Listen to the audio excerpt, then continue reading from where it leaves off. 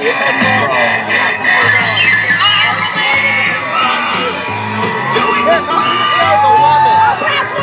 tuned for more panic button.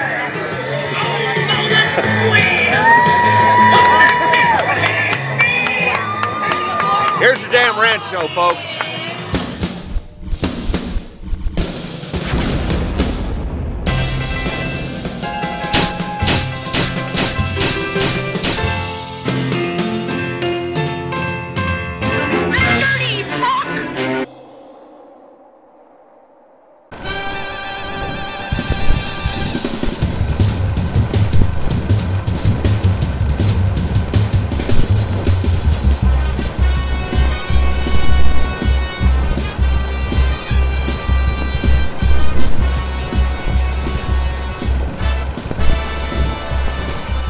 Greetings, and welcome to another perplexing and venomous episode of Film Rants.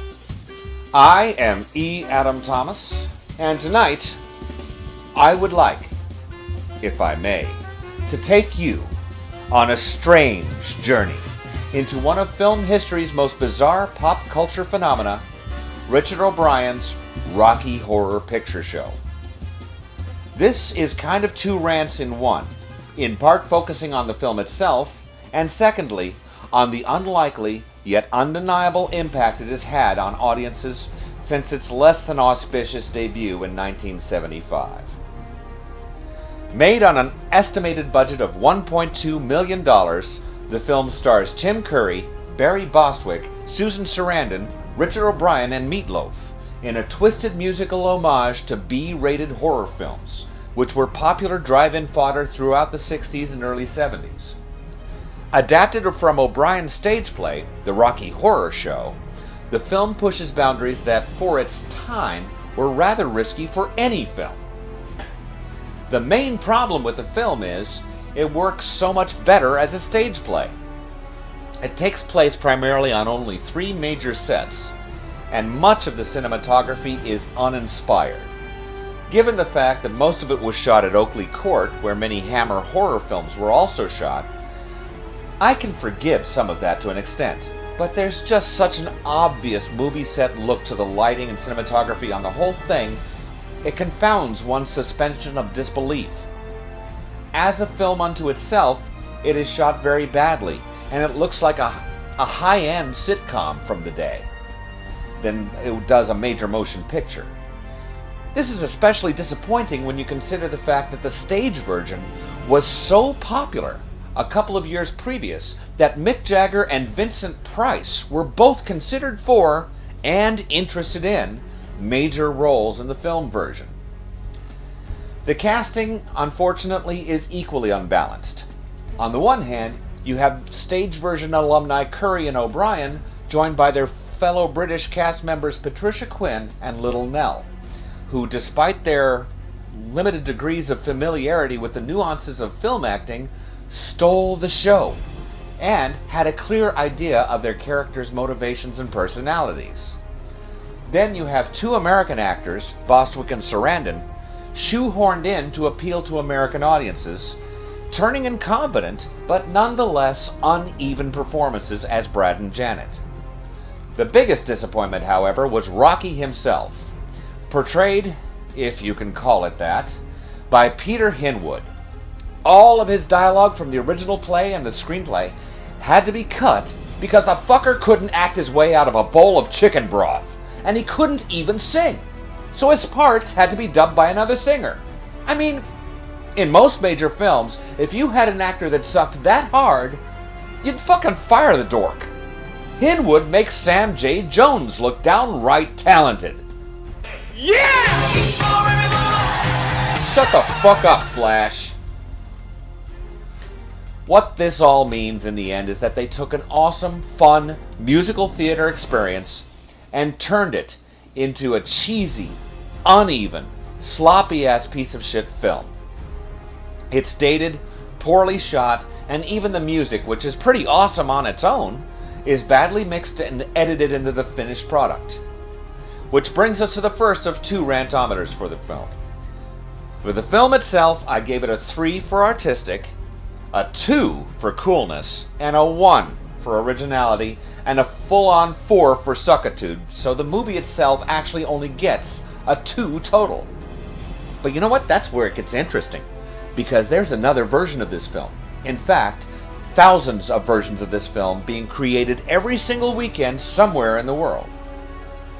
Shortly after the film's initial release, which bombed horribly I might add, it was moved to the midnight movie circuit, home of early John Waters films like Pink Flamingos, shock horror classics like The Night of the Living Dead and Todd Browning's Freaks, and later on Eraserhead.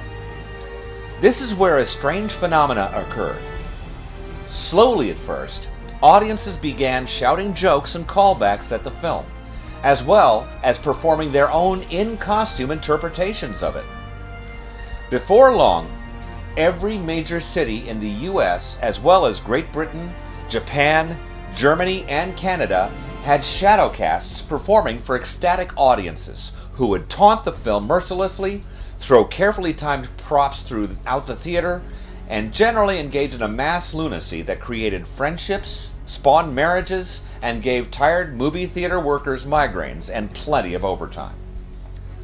One of the downsides of this is what I call the creation of the non-professional theater diva, which basically means that each cast, at least once or twice a year, ends up with a talentless, self-aggrandizing cunt who thinks they're better than everyone else on the planet at everything and tries to take over the cast, even though they've only seen the fucking movie a half a dozen times, while the rest of the cast just wants to get along with each other and have some fun.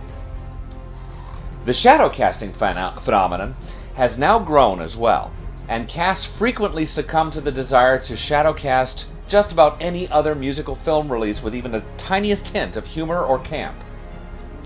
Sometimes this works well with films like Devil's Carnival or Rocky's even less watchable pseudo-sequel Shock Treatment. Other times, though, it is too much of a distraction, especially in cases where the film itself is strong enough to stand on its own, such as Moulin Rouge. I've caught myself many times suggesting shadowcasts that need to be done for things like Once More with Feeling, the Buffy the Vampire Slayer that was musical. But truth be told, if I were trying to watch that episode, and a bunch of people in costume started mimicking the episode and shouting callbacks, it would probably piss me right the fuck off.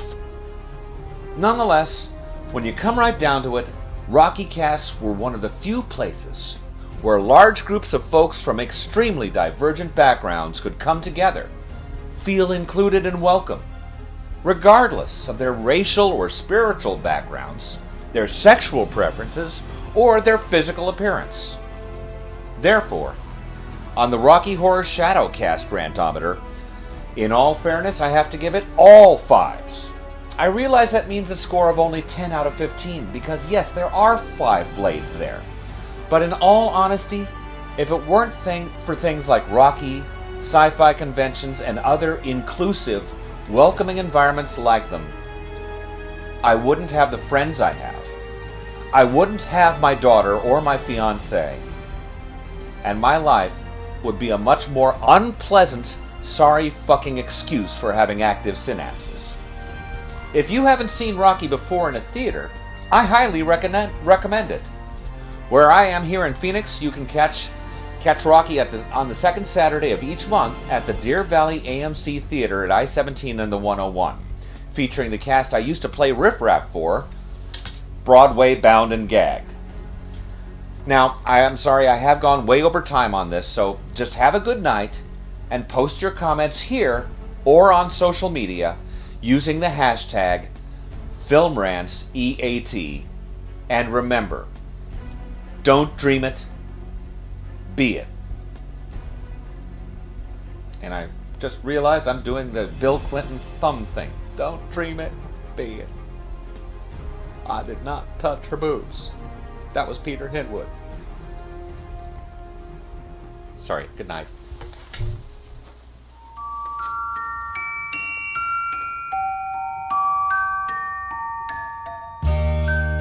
Science fiction,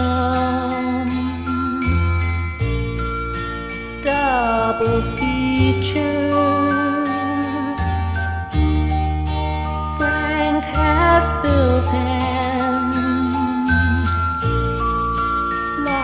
his creature. Darkness has conquered.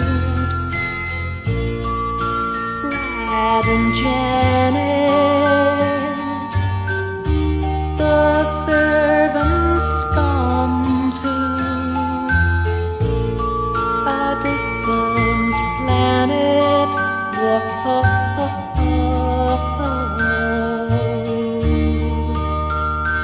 At the late night double feature picture show, I wanna go.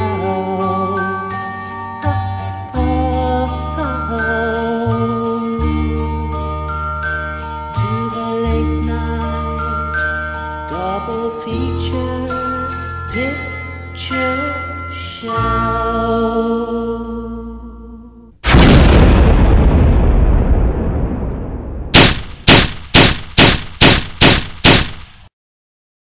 I see you shiver with anticipation.